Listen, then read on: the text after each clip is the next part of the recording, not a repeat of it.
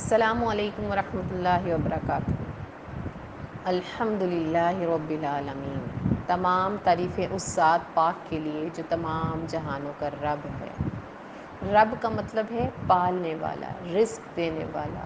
ضرورتوں کو پورے کرنے والا۔ اللہ وہ ذات ہے جو زمین کے اندر، پانی کے اندر، زمین کے اوپر، فضا کے اندر، پر درختوں کے اوپر ہر مخلوق کو رزق فراہم کرتی ہے، ہر مخلوق کی ضرورتوں کا خیال رکھتی ہے۔ اللہ وہ ذات ہے جس کے لیے تمام تسبیحات ہیں، جس کے لیے تمام عبادتیں، جس کے لیے تمام ذکر و اذکار، اور وہ ذات اس چیز کا حق رکھتی ہے کہ اس سے محبت کی جائے، اس کی کبریائی بیان کی جائے، اس کی حمد و ثنا کی جائے۔ الحمدللہ کی ترجمہ پڑھنے کے بعد میرے دماغ میں ایک اور خیال آیا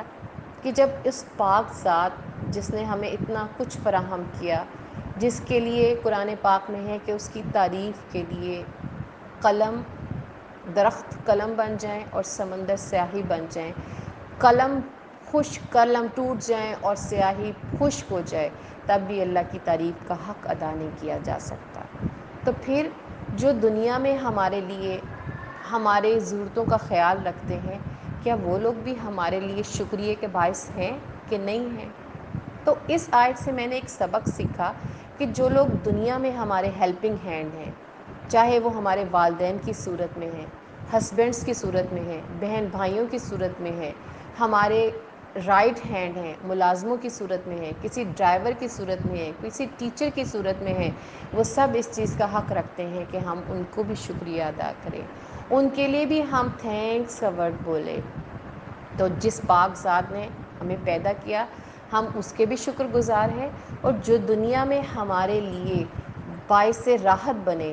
اس میں جو بھی رشتہ آتا ہے، اس میں جو بھی شخص آتا ہے، ہم ان سب کا بھی شکریہ ادا کریں۔ یہ ہمارا اپنے اللہ پر بھی حق ہے، اور ہمارا دنیاوی لحاظ سے حقوق العباد میں بھی یہ چیز آتی ہے کہ جو شخص ہمارے لیے باعث راحت ہے، ہم اس کا بھی شکریہ ادا کریں۔ تو اس آیت کی روح سے میں ان تمام ہیلپنگ ہینڈ کا تھینکس ادا کرتی ہوں جو میرے والدین، میرے بھائی، میرے شوہر، میری اولاد، میری بہنیں، یا میرے کسی بھی کام میں میری ہیلپ کرتے ہیں۔